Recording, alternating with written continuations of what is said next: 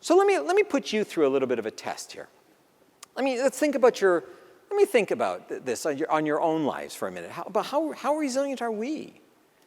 Here's a series of questions to ask yourself. We have more sophisticated resilience measures. Those of you who actually want to do research on this, we have very sophisticated a child and youth resilience measure, a 12-item protocol, and a 28-item protocol. It's available for free. We give it away. You can go on my website, resilienceresearch.org. You can find it there under the tool basket.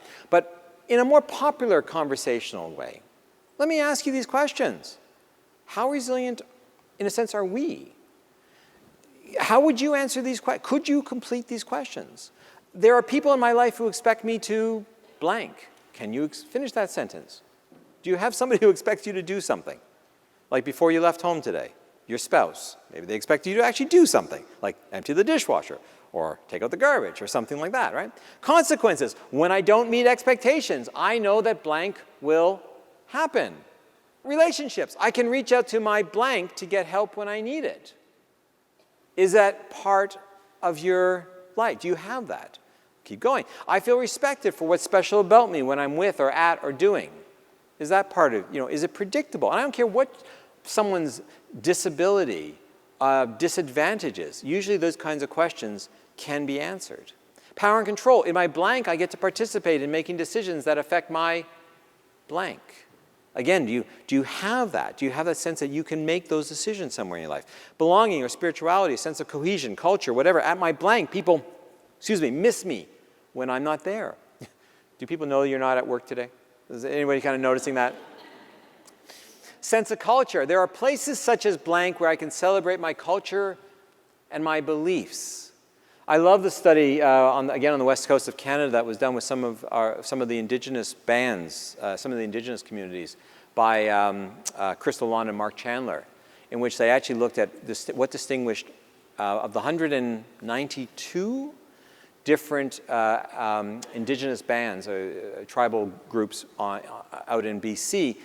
Some have epidemically high proportions of suicide amongst their kids. I mean, it's truly a tragedy on unparalleled scale in this country.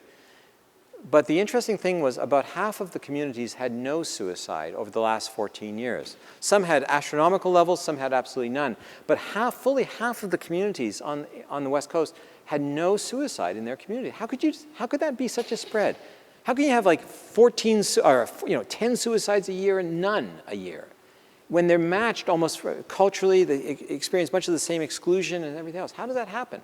And what they identified was a set of factors, such as, were women involved in the governance of the band? Was there a cultural space in the community that people used? Not a gymnasium that was converted, but actually a space to celebrate culture. They did other things like, was there a volunteer fire department in the community? Any of you live in communities where there's a volunteer fire department?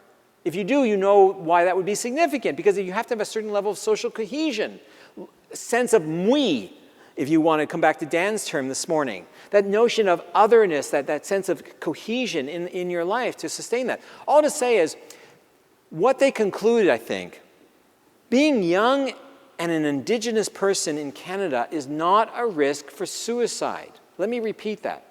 Being young and Indigenous is not a risk for suicide. Being young, Indigenous, and living in a community without adequate control, where your identity is excluded, where you experience racial bias, where your land claims aren't being settled, where all these social factors are failing you, is a risk for suicide. And thus, what I'm coming around to is understanding that we fundamentally need to begin to think about the building blocks of creating this more integrated, holistic sense of ourselves. And these questions are basically them. I'll keep going here. When I'm with others at my blank, am I treated fairly? Again, thinking about your own experience. Safety, or when I'm with others, I am responsible for myself or someone else. That genuine sense of responsibility that brings with it all kinds of advantages. I'm well cared for by, and I feel safe when I'm with or at. Now, if you can answer those questions, that is going to just be so profound in your life. What I'm trying to say is, if you're thinking about, if people who raise their hand at 7, 8, 9 of those things, when we hit a speed bump, we're going to be able to withstand the stress much better because we have this collection of things around us. And again, if I add to that then the cognitive practices, then we seem to really be able to withstand stressors. But it's this combination of this environment bringing out the best in me that actually makes it possible for me to survive and thrive.